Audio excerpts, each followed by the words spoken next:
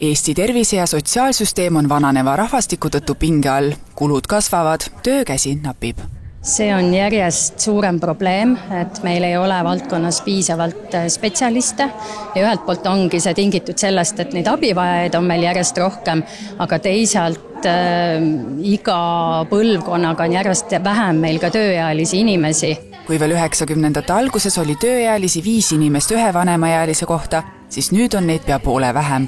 Järgmise 20 aasta pärast on 5 tööealise asemel vaid 1,8. Me oleme siis sealmaal, et Eesti oma inimene võib-olla pigem valib mõne muu eriala või siis muud erialad juba võtavad nad nii-öelda ära ja siis nii hooldussektorisse kui tervishoidu või haridusse jääb järjest vähem inimesi ja muidugi teine pool on siit töötasu. Et pingutame ja üritame maksta ikkagi väärilist palka, aga nii võib juhtuda, et seda valikut jääb järjest vähemaks. Siin Tallinnas T1 keskuses toimuval heaolufestivalil on üheks põhiküsimuseks, kuidas toetada eakaid ja erivajadustega inimesi selles, et nad saaksid nii kaua, kui nad tahavad üksinda kodus hakkama. See pannakse lakke kinni ja see automaatselt jälgib, et mis inimene teeb seal ja kui näiteks kukkumine juhtub, see automaatselt saatab jälle alarmi häirekeskusse ja sealt võib võtta ühendust ja täpsus on 99,7. See on selles mõttes hea variant, kui näiteks minul vanaema keeldub mul seda kella käe peal panemast, ütleb, et ma ei taha, mind häirib, ma ei vajuta või mis iganes, et siis saab selle lakke panna ja siis tegelikult automaatselt ma saan ikkagi selle turvatunde kätte ja tuleb see siis sinna. Täpselt ja kukkumiste märkamine on üks oluline, dementia inimesed võivad lähevad öösel majast välja, jälle tehisintellekt jälgib ja saadab häire, kui keegi läheb. Vanemas eas ju lihased teadupärast kaotavad siit tugevust ja sellepärast on tähtis ennast ka liigutada. Et eakaid motiveerida on olemas erinevad võimalused ja siin on näiteks üks selline ratas, mis liigub ise ja saab ka vändata, aga tegelikult kõige tähtsam on see, et siin on tehnoloogia, mis näitab videosid erinevalt maalt, erinevatest eluoludest ja siis saavad inimesed sealt niimoodi vaadata ja see motiveerib tegelikult nagu sõitma, sest sa saad kuskil rannas, vihmametsas, Eesti metsades põhimõtteliselt sõita.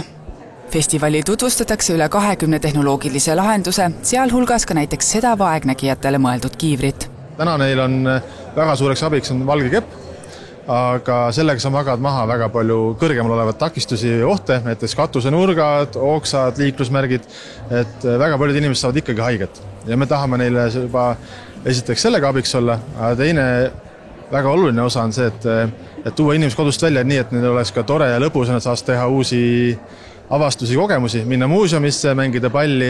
Siit on tõesti on tunda sellist krabisemist, et kas see ongi see, et ma ei saa nagu nägijaks selles mõttes, aga ma nagu tunde järgi tunnetan natukene, kus minu ümber toimub. Absoluutselt, et me sul nägemise meelt ei taasta, aga selle läbi puudutuse on võimalik maailma tajuda päris detailselt.